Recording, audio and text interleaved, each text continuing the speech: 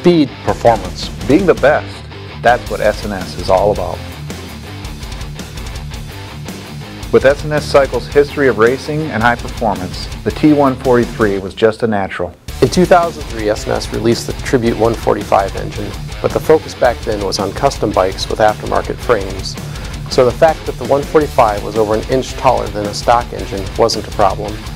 Now it's all about souping up an existing Harley-Davidson, so it's got to fit in a stock frame. Make no mistake, the T143 is something that a small percentage of our customers will actually buy. But producing a monster like this shows everyone the level of technology we apply to all of our products, and it allowed us to push what we learned down to the rest of our product line. An off-the-shelf 143 cubic inch engine with over 160 horsepower that bolts into a stock frame, what's not to love? This is the biggest, nastiest, most powerful, high-performance production engine available for Harley-Davidson chassis. This level of performance is the ultimate for a naturally aspirated bolt-in engine. This engine isn't for the Sunday afternoon cruiser. Unless you're cruising down the drag strip.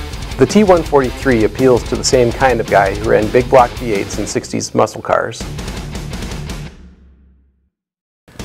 About 5 years ago, I decided to build an engine like this as a personal goal.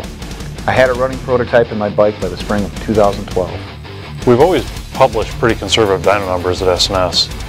And this one we've received dyno charts from our customers who are making 10 more horsepower, maybe a little more than we're claiming. They're not complaining, and neither are we. This isn't really a street motor, so we tested it on the dyno with mileage accumulation and over 1,300 consecutive full power runs. We didn't break the engine, we broke the dyno a couple of times.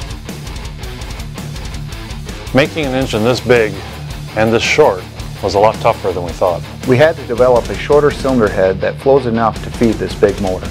We had to develop a lot of new parts to make an engine this big fit in a stock chassis. About the only parts we didn't have to redesign were the crankcase and flywheels, and even those got tweaked. If it weren't for the extreme strength of our three-piece flywheel assembly, we couldn't make this kind of power and keep the motor together. We had to balance the effects of changing the dimensions of all the components involved. We ended up with the T143. It fits in a stock frame, makes tons of power, and our testing shows that it's really pretty durable and it's going to last a lot longer than anyone expected.